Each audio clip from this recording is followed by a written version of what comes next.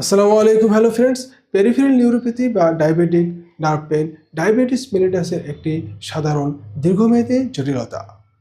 আপনার দীর্ঘদিন ধরে রক্তে শর্করার মাত্রা বেশি থাকার জন্য পেরিফেরাল নার্ভগুলো ক্ষতিগ্রস্ত হয়।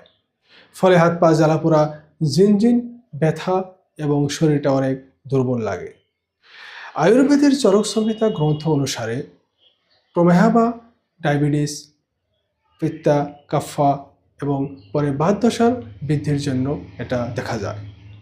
উন্নত পর্যায়ে শরীরের অতিরিক্ত তরল ক্ষয় এবং ধাতু ক্ষয় হয়ে জটিলতা সৃষ্টি করে। তাই দুই ধরনের চিকিৎসা করা হয়। প্রথমে রক্ত শর্করা পরিমাণটা নিয়ন্ত্রণ করা হয়, আর তার পাশাপাশি যেগুলো কমপ্লিকেশন আছে কমপ্লিকেশনগুলো নিয়ন্ত্রণ করা হয়। আসুন এর চিকিৎসা সম্পর্কে আমরা জানি। কিছু খাবার ওষুধ যেমন গ্লুসাইদি কাশায়া আপনি প্রত্যেক দিন 15 to 30 ml জলের সাথে মিক্স করে 2 টাইম খাবার পরে খান। এটাই ব্লাড সুগার কন্ট্রোল করার সাথে সাথে শরীরের জ্বালাপোড়াও কমাতে পারে। তারপর আপনি প্রত্যেক দিন নিশা আমলকি খান। নিশা আমলকি আপনার প্রদাহ কমানোর সাথে সাথে রক্তে শর্করার পরিমাণটাও নিয়ন্ত্রণ করবে। আর আপনি প্রত্যেক দিন রাত্রে আপনি 1 চামচ 1 গ্লাস গরম দুধের সাথে অশ্বগন্ধা চূর্ণ মিক্স করে খান। এটাই আপনার স্ট্রেস, অ্যাংজাইটি কমাবে আর আপনার নার্ভকেও সুস্থ রাখবে। এই ওষুধগুলোর পাশাপাশি আপনি খাবারে গুরুত্ব দিন।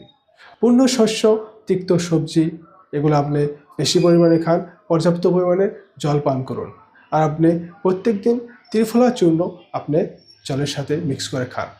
আর আপনি নতুন চাল, অতিরিক্ত ঘি, দুধ, মিষ্টি, তেলযুক্ত খাবার, মদ্যপান এগুলো আপনি এড়িয়ে চলুন।